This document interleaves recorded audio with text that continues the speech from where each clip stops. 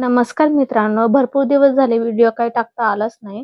कारण का माहेरी आल्यापासून भरपूर गोंधळात होते म्हणून काही टाकता आलाच नाही. चला तर मग याची मी तुम्हाला ओळख करून दाखवतेच. हा आमचा छोटासा व्हिडिओ आहे. दिसते तसं नसते म्हणून सारं जग फसते, ही म्हण याला शोभते बरं का. सांगतेच तुम्हाला.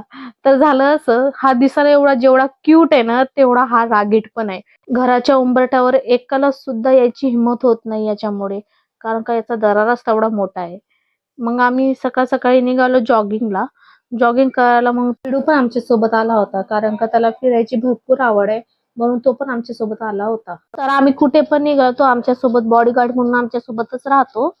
तर त्याचं असं झालंय, तो दिसायला जेवढा क्यूट दिसतो तेवढा पण तसा प्रामाणिक पण आहे.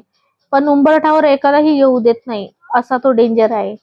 मग आम्ही त्याच्यासोबत खूप मस्त असं एन्जॉय केलं. मग घरी आल्यावर गरमागरम मस्त बहिणीने पोहे केले होते. मस्त पोहे खाल्ले, नाश्ता झाला मस्त. मग संध्याकाळी मस्त झोमॅटोवरून पिझ्झा ऑर्डर केला होता बहिणीने.